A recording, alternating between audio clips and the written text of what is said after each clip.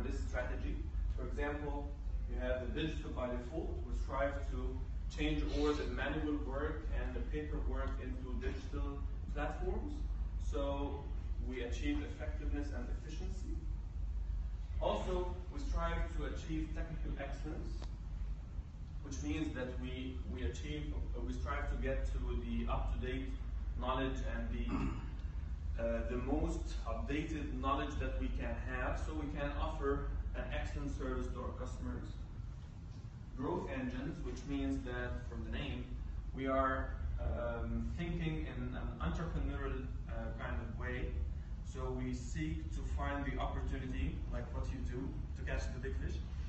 And at the end, something called inclusive meritocracy. Maybe this is the first time you hear the word, you've heard it before. What is inclusive meritocracy? It is the culture.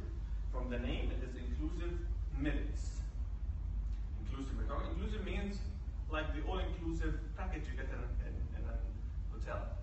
So inclusive meritocracy is the culture. It is the culture where people and performance both matter. You know, most of the time in the companies, they're very focused on the target, on the business. Most of the time, they don't care about the people. In Allianz, and definitely in Euler Hermes, because as I told you, we speak the same language, we have the same strategy that you see in front of you, we have the same agenda. The culture of Allianz and Euler Hermes is a culture of inclusive meritocracy. We care about